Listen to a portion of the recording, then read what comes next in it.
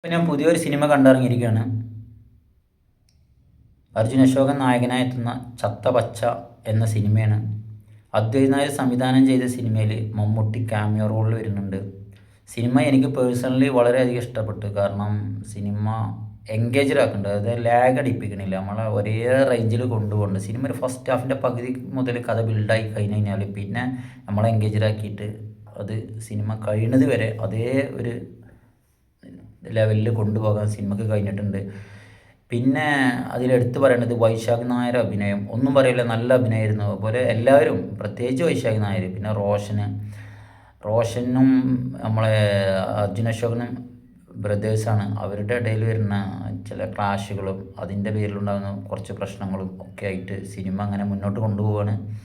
Cinema നന്നായിട്ട് ചെയ്യാൻ, അതായത് ഒരു കൊച്ചി ബേസ്ഡ് സ്റ്റോറിയാണ്. അപ്പോൾ അതിൽ തന്നെ റെസ്ലിങ് നമ്മൾ പണ്ട് ചെറുപ്പത്തിൽ ജോൽസിന, അണ്ടർടേക്കർ, അതേപോലെ നമ്മളെ ബിഗ് ഷോ, ഇവരൊക്കെ മത്സരങ്ങൾ കണ്ടിട്ട് നമ്മൾ നന്നായിട്ട് എന്ത് ചെയ്തിട്ടുണ്ട്, അത് അനുകരിക്കാൻ ശ്രമിച്ചിട്ടുണ്ട് നമ്മളെ കൂട്ടുകാരുടെ ഇടയിൽ. അത് പുഴയിൽ ചിലപ്പം വെള്ളത്തിൽ കളിക്കുമ്പോഴായിരിക്കാം, അല്ലെങ്കിൽ ഗ്രൗണ്ടിൽ, അങ്ങനെ പലയിടത്തും.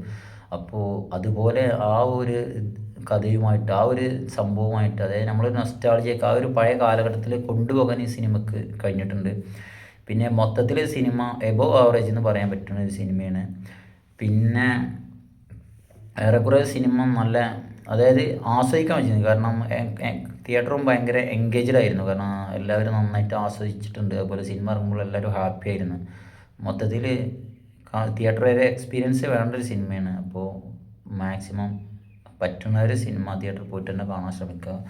കാരണം അത്യാവശ്യം കുഴപ്പമില്ലാത്തൊരു സിനിമയാണ്, ഫാമിലിക്കും പോയി കാണാം. കാരണം ഒരു ബ്രദേഴ്സിൻ്റെ ഇടയിൽ ഉണ്ടാകുന്ന കുറച്ച് പ്രശ്നങ്ങളും അതുമായി ബന്ധപ്പെട്ട് അവർ പുതിയതായി സ്റ്റാർട്ട് ചെയ്യുന്ന കുറച്ച് കാര്യങ്ങളും, അങ്ങനെ സിനിമ എൻഗേജ്ഡാണ്. അതായത് പകുതി മുതലേ സിനിമ നമ്മളൊരു പ്രത്യേക വൈബിൽ കൊണ്ടുപോകുന്നുണ്ട്. അതായത് ബോറടിക്കൂല, അതുപോലെ സിനിമ ലാഗുമില്ല. അപ്പോൾ ഇതാണ് എൻ്റെ റിവ്യൂ. പിന്നെ ഇതെൻ്റെ പുതിയ ചാനലാണ്, അപ്പോൾ സബ്സ്ക്രൈബ് ചെയ്യുക എല്ലാവരും. അതുപോലെ ലൈക്ക് അടിക്കുക, കമൻറ്റ് ചെയ്യുക, അതുപോലെ ഷെയർ ചെയ്യുക. Okay, thank you all.